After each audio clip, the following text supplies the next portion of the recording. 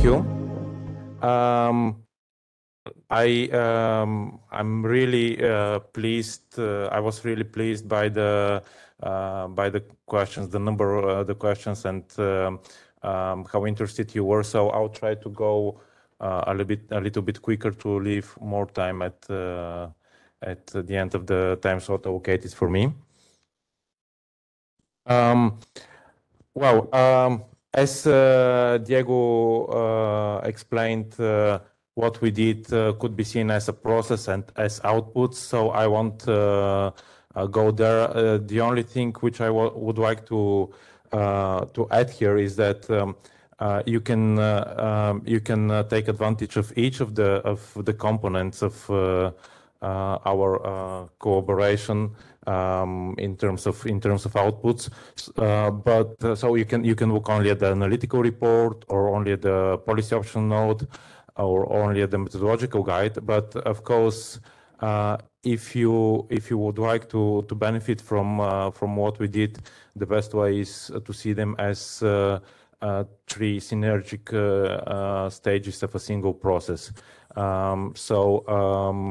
The best way to employ them is also to look at the analysis to understand better the policy advice, and also to look at the methodological guide so that you have a better understanding how the policy advice could be implemented in practice. This being said, my presentation will focus on the policy advice and on the output of it, the policy option note. And in a nutshell, the policy option note is a list of possible scenarios, of possible policy scenarios, again, based on the analysis and informing the methodological guide. Then also within the policy note, you can take only some of the recommendations or all recommendations. What unites the three components: the analysis, the policy option note, and the methodological guide, are the thematic areas. Diego mentioned them. I won't repeat them. Once again, they were our reference framework, but also I have them on the slide because the policy option note is organized by thematic areas, and also my presentation goes following these thematic areas. So here it is, the policy option note.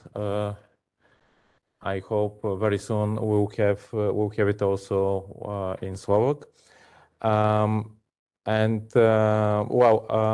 As I mentioned, the document, but also the presentation, is organized by thematic areas. What is probably important to add here is that both the document and the presentation are also structured following or rather outlining three important components. The first is the defined challenges. So basically, what we did in terms of analysis, what we did in terms of looking at what were the good practices and the lessons learned in other countries. The most important point here was to contextualize it to the Slovak needs. So the challenges actually outline how a particular what particular challenge the respective recommendation addresses. Then there is the policy scenario itself, and then the measures that come. And I'll focus mostly on the challenges and on outline some of the policy scenarios, and most of the measures. On most of the measures, our colleague Angelo will go in detail later this morning. So this is just a selection of the policy recommendations. The number is greater, and all of you who are interested can see them in the policy option note itself. It's you should not read too much in the fact that now I'm presenting 3 at the level of the national reform and fewer in the other areas. It's just this selection was made just on the basis of how much I can fit within the limited time I have today. So let me go directly to the points, and we start with a key recommendation related to the consistency and sustainability and continuity of the curriculum frameworks. And of course, this is a recommendation at national level. So actually, Diego addressed this quite extensively in his presentation, but he spoke mostly from analytical point of view. Here, I'll try to get the topic closer to the Slovak reality and describe it as a challenge faced by the Slovak school education system. Slovakia has, we can distinguish two separate points. One is policy inconsistencies, and the second is, policy inconsistencies and especially the unsustainability of policy implementation. And the other is the lack of continuity. On the former one, on the policy inconsistencies and the sustainability of implementation, I believe you all know that Slovakia has a track record of curricular reform attempts which did not deliver what has been expected. And also these are addressed in the analytical report. The analytical report is not only lessons learned and practices from abroad, but it has also substantial part focused on Slovakia itself. And actually, I think that there is a lot to be said here, but maybe most of you know it and experience it in your daily practice. The other point, which is probably at least as important as the first one, is the lack of continuity. If you look at what has been done in Slovakia in the last years, you had introduced a new curriculum for pre-primary education, and now this reform is focused on primary and lower secondary education.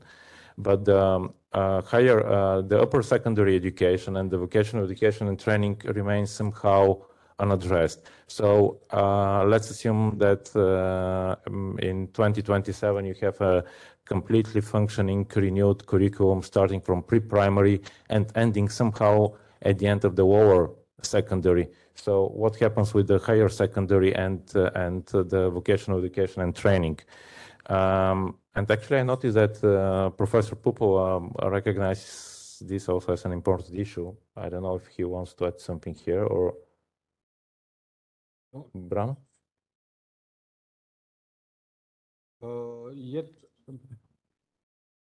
Dá sa k tomu povedať veci, alebo sa hrnúť veci, ktoré myslím, že všetci zúčastnení poznajú. A teraz budem hovoriť len o kontinuite naprieč celého vzdelávacieho systému. Ako v zásade normálna vzdelávacia politika, keď sa bavíme teda o kurikulárnych reformách, tak a o všeobecnom vzdelávaní, a respektíve o regionálnom školstve, tak školstvo vždy zahrňa proste v jednom balíku kontinuitu medzi predškolským, základným a stredoškolským vzdelávaním.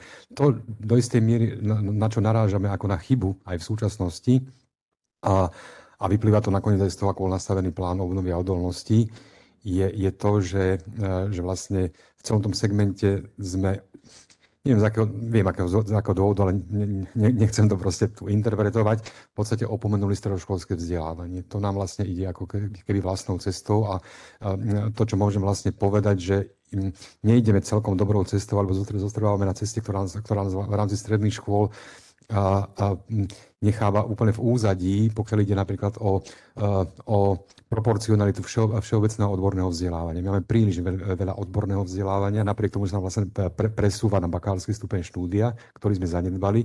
A v podstate nikto nerieši vlastne ani všeobecné vzdelávanie na stredných školách, napriek tomu, že de facto povinné vzdelávanie nám končí na stredných školách. Hej.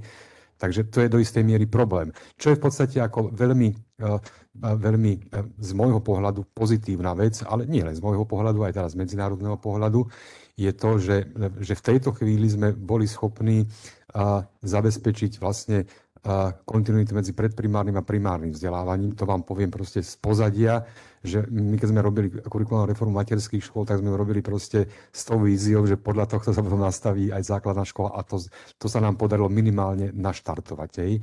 A že keď si zoberieme vlastne výstupy predprimárneho vzdelávania a metodológiu nastavenia, ten pokračuje v rámci primárneho vzdelávania. Takže tuto máme dosť veľké rezervy, akým spôsobom sa budú riešiť, kedy sa budú riešiť, to už je proste, to už leží asi teda na iných pleciach, ale ten problém tu jednoducho je. Aj teraz z hľadiska kontinuity vo vzdelávacom systéme a ja si myslím, že Iordan narážal aj proste na kontinuitu tých reforiem, ktoré prebiehali. Hej. A toto sú tiež proste jedna reforma, druhá reforma, zase proste. A historicky to nie je dobre nastavené tak, aby nám to umožnilo motivovane zlepšovať školský systém. To je dosť veľký problém. Yeah, thank you. So actually we outlined this challenge quite in detail.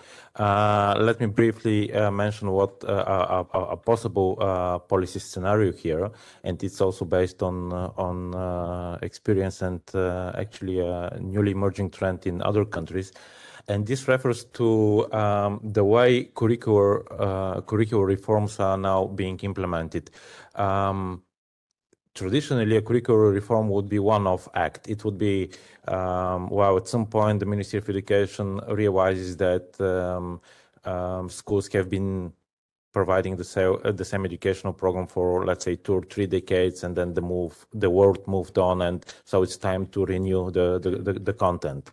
And then there will be this process of curriculum reform, which will take a couple of years, and then we will have a new curriculum being implemented for another decade or 2 or for a certain period. Of course, I'm simplifying here, but the point is that curricular reform used to be a one-off act, and now there is increasing trend that we are facing a successful implementation of renewing curricular is based on creating a stable curricular structure, and then having the content, the educational content organized as educational building blocks, which could be easily replaced or upgraded or updated. And I hope this afternoon Rien will talk a little bit more about this when he presents how the curriculum reform process is going on now in the Netherlands. Moving from policy scenarios to specific measures, I'll just outline one suggestion here, and this is that the consultative bodies that were set in the framework of the ongoing curriculum reform in Slovakia, I think in English we can translate them as Central Commission for Pre-Primary and Primary Education and the main coordinating group. I'm not sure if this would be if translated back in Slovak, this would be the correct terms. But anyway, these were the experts, the 300 plus experts who gathered together to set the new curriculum content in Slovakia. So these consultative bodies were created specifically for this curriculum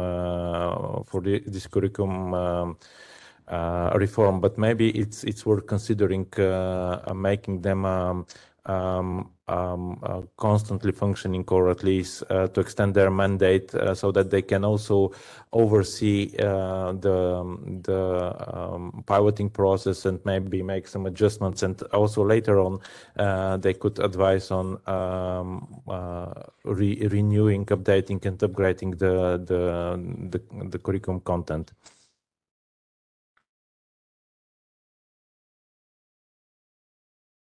So, staying at national level, let me come to the question of gaining support of the main participants or the main beneficiaries in the curriculum reform, namely the teachers, but also the parents and the students, and also to come back to my promise to answer your question in a little bit greater detail.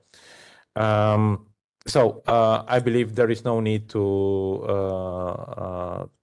explain here that the support of the teachers is crucial for any educational reform, and specifically for a curriculum reform. So without safeguarding their support, no curriculum reform can rely on success.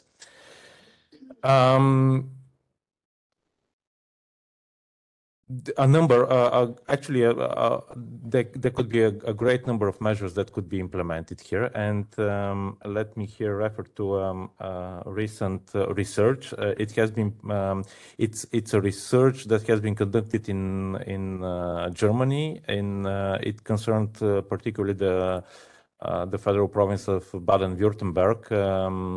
The title of the name of the publication is "Who Buys into Curriculum Reform and Why?" Investigating predicators of reform ratings for teachers in Germany.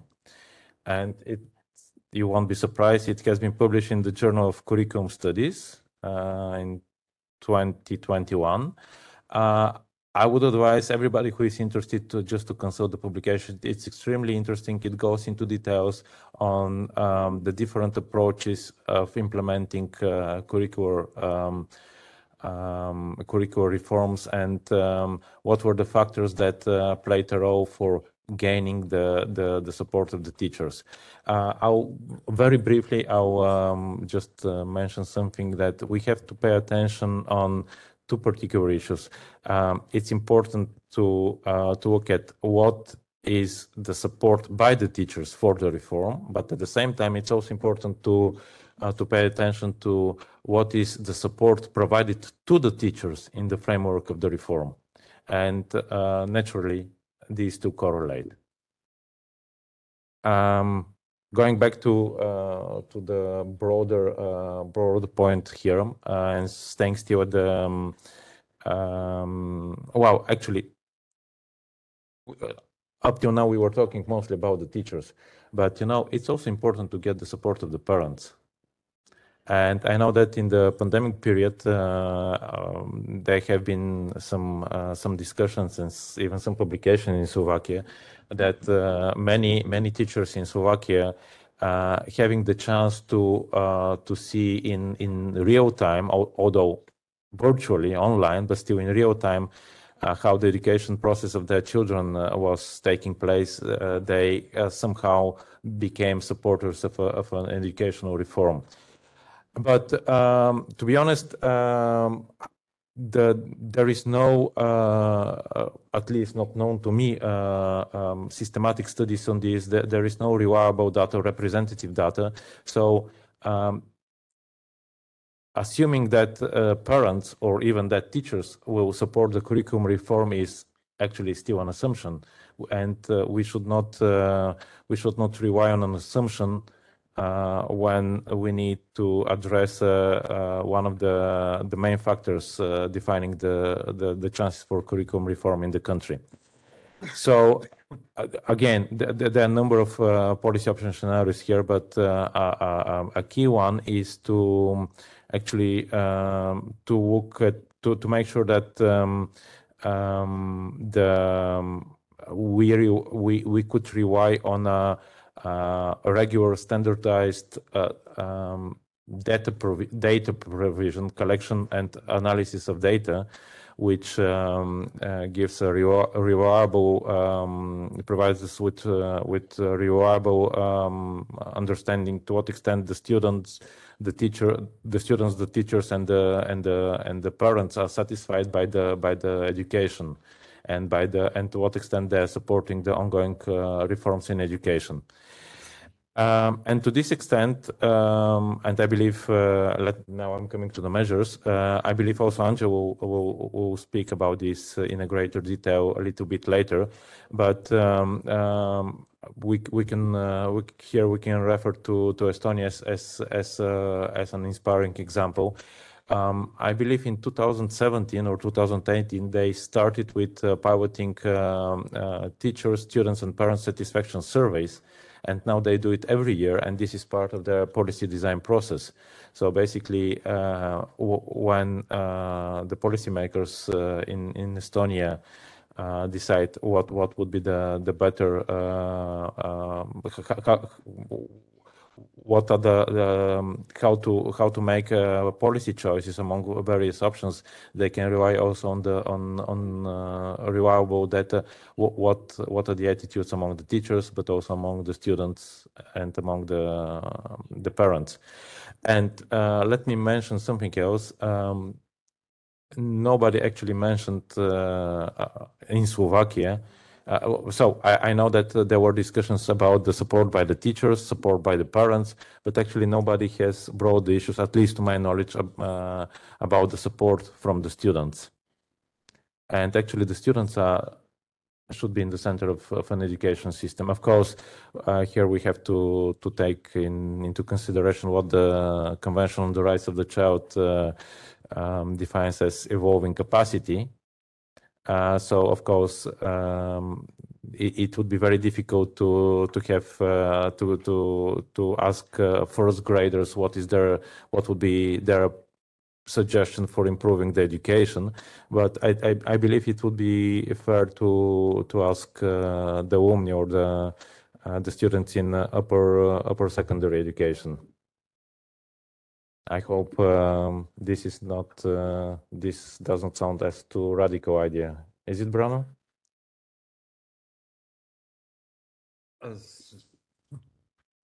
Záleží od uhla pohľadu.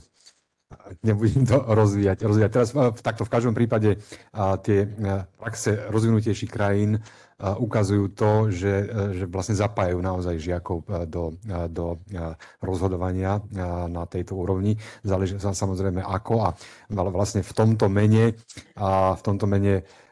neviem, ako mal teda reálnu funkciu, bol zriadený aj teda pri bývalom ŠPU poradný zbor zo žiakov, kde boli nejaké 14, 15, 16 roční žiaci zahrnutí.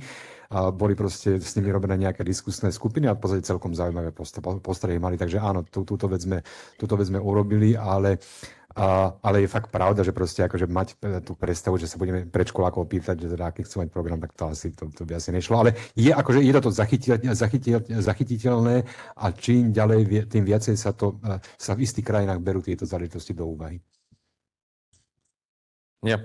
Thank you. And actually, just to add here and to finish with this, to finalize this topic, I believe also in the framework of the curriculum reform, there was an advisory body formed by students. Am I right? Yeah. I mentioned. Okay. Thanks. Moving further, but still staying at national level. And this is actually also a topic that has been addressed by Diego, but also by you in the questions after Diego's presentation. I'm coming to the point of the role of the school autonomy, and here DTE refers to digital transformation of education. I'll speak about school autonomy, the essence of school autonomy, a little bit later. Here, rather the main point I would like, and the main challenge I would like to sketch is how the autonomy or the digitalization of information are perceived. it's quite important to realize that these are actually not they cannot be the goal, but they're rather means to achieve a goal. School autonomy per se would not, if the goal of the reform is to give school autonomy, this does not it's not clear how it contributes to the learning outcomes. It's rather the other way around. Via school autonomy, it's important to achieve higher goals, as for example improving the learning outcomes of in Slovakia and bringing them to the level of at least the neighboring OECD countries. And here I'll come back to something Diego mentioned, and I believe also maybe also Branu came back to it. The level of both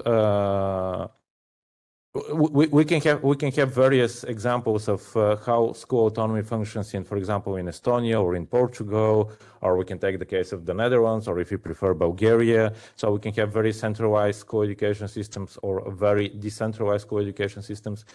And whatever example you take, it's important to realize that you cannot take it. It has to be contextualized for the country that adopts the good practice. And what the school autonomy that is enjoyed by the Estonian schools is unthinkable in Portugal.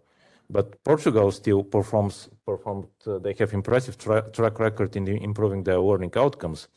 So what unites the Estonian, what is common for the Estonian and the Portuguese system is the internalization by the teachers, by the principals, by the educational professionals, that school autonomy combined with accountability is not the means that serve the goal of providing better education to the students, better in terms of addressing making the steps towards individualization, taking into account the needs of the individual students, improving the assessment procedures, etc., etc.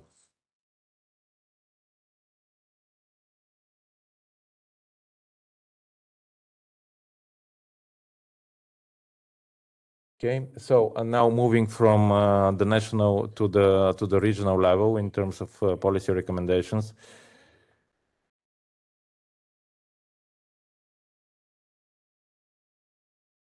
The regional support centers, they actually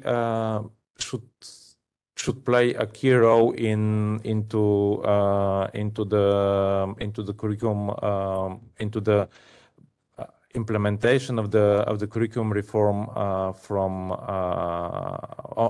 at regional level, and actually supporting the schools to implement it at school level.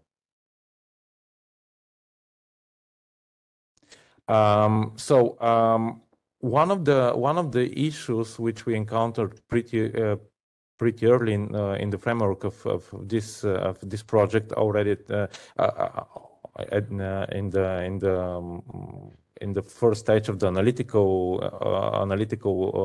work was that well, actually, maybe to give a little bit of background information, as part of the analytical work, we had a number of focus groups with your colleagues. The focus groups were online, so and this was also the end of the pandemic period. But still, even then, it became clear that there were growing concerns among teachers and principals in Slovakia about the newly introduced regional support centers. And the main concern was that the regional support centers might actually attract the best teachers out of the schools these newly established structures. And Slovak schools already facing some challenges in terms of human resources, in terms of having sufficient number of teachers and also well-prepared teachers. They were afraid that they'll face that this challenge will only grow bigger. So what could be done here in terms of policy option? The most important thing is to make sure that the schools do not see the regional support centers as their competitors. Rather, they should see them as part of the school education infrastructure of the country, and especially as the main support element of the school education infrastructure of the country in their region. So, to this extent, the best way is that the schools have a say in the way the regional support centers design their development plans, take their decisions, develop their programs.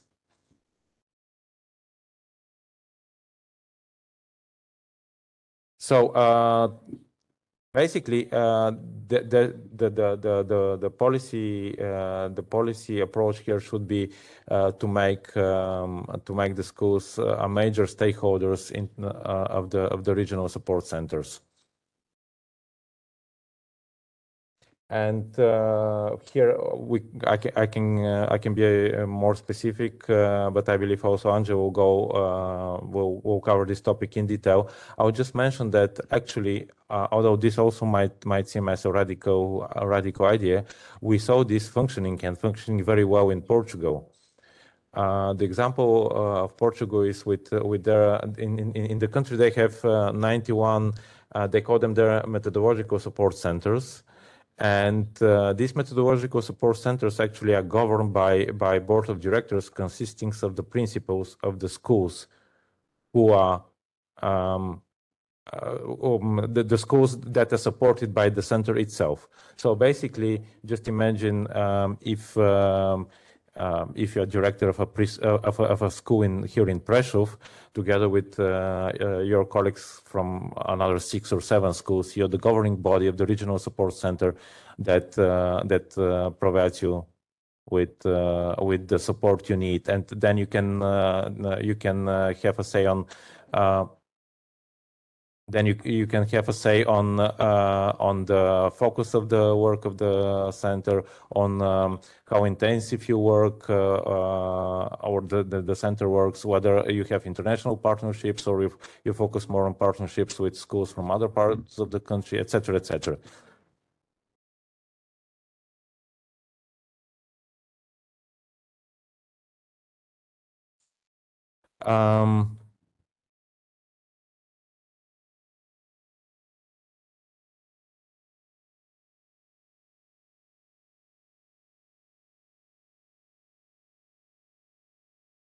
Well, I see that there is a lot more that I can say here, but I think we are a little bit pressed by the time, so I'll move on. The next issue is again related to curriculum reform at regional level. So it's very important that the regional support centers support the schools not only in terms of helping them organize better their teaching process, but also in terms of nurturing local leadership or school leadership. It's very difficult to implement a reform without having local leaders, without having leaders in the schools, at the level of local or regional administration.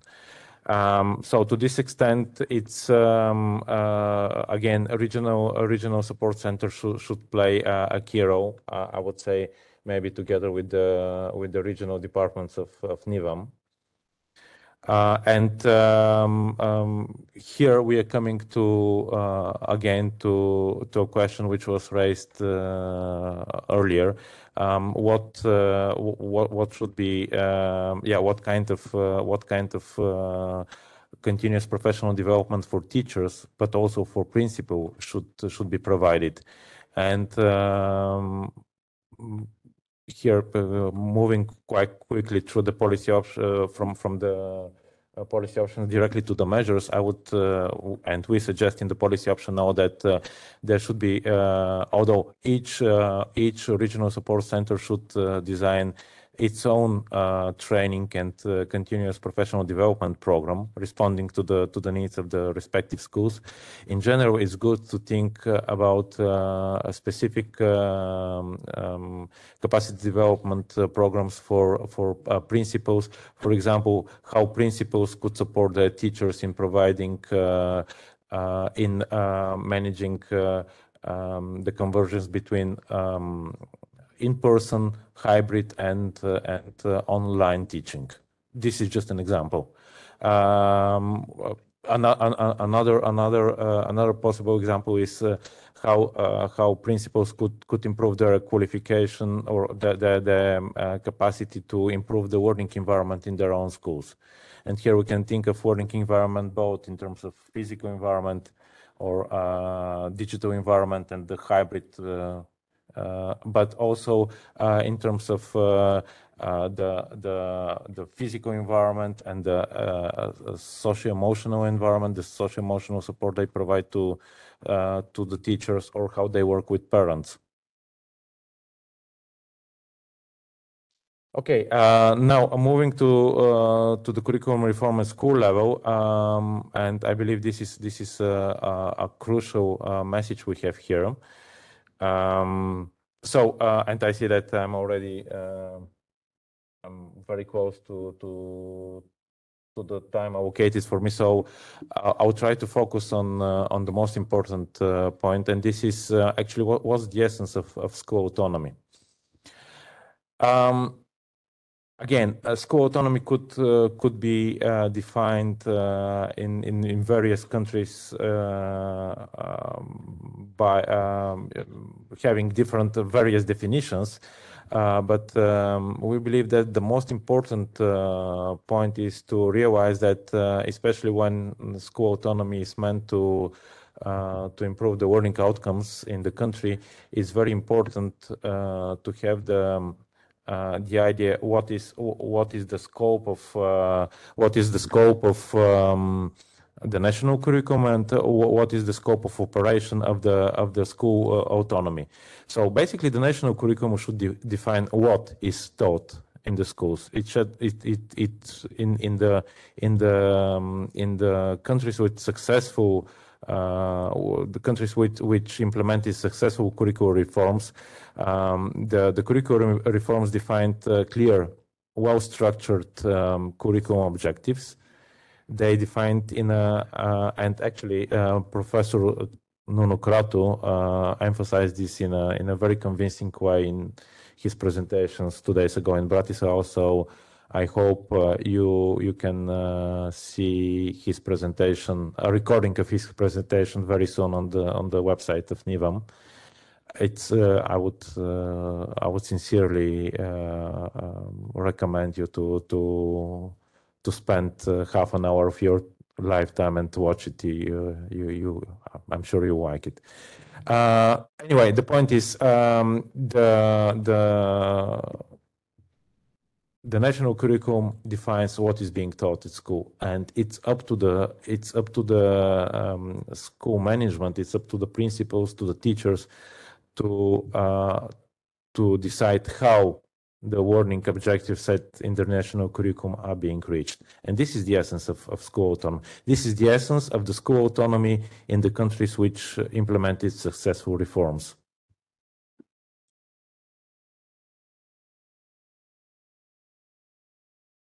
And we cannot go further without mentioning student assessment. Well, the message here is also, I believe, quite clear, and many of you will, I believe, all of you will agree right away without any discussions that assessment must be universal and contribute to bettering the learning outcomes of all students, including the underprivileged and the underperforming students, and also that assessment framework is always work in progress. This being said, however, I guess our message takes an unexpected turn, and here I have quotation by one of the publications of Nuno Kratu, and I won't read it for you just to save time, but I think it's a very important message. The idea is that assessment should be fair, and being fair to underperforming or underprivileged students, it means that it should not relax the assessment. We should not relax the assessment standards for them. Doing that, we are not doing them a favor. We are jeopardizing their chances to get the best of the education they're being offered.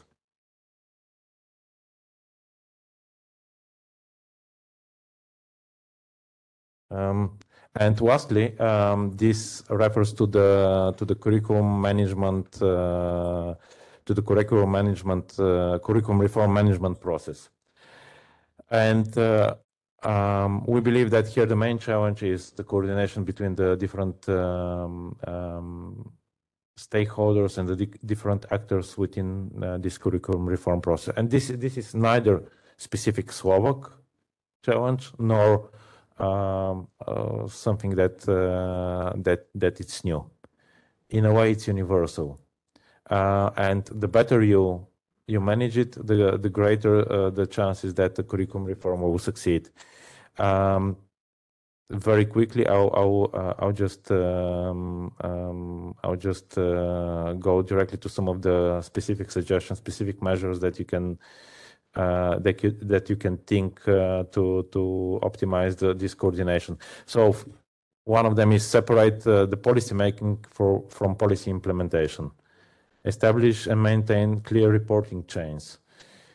Employ transparency as a powerful accountability instrument at all levels of the education administration and management. And very important, prevent overlapping between functions. For example, methodological or controlling or managerial functions, and prevent overlapping between responsibilities of different departments that deal with identical or similar areas. For example, the digital transformation of education or assessment or funding.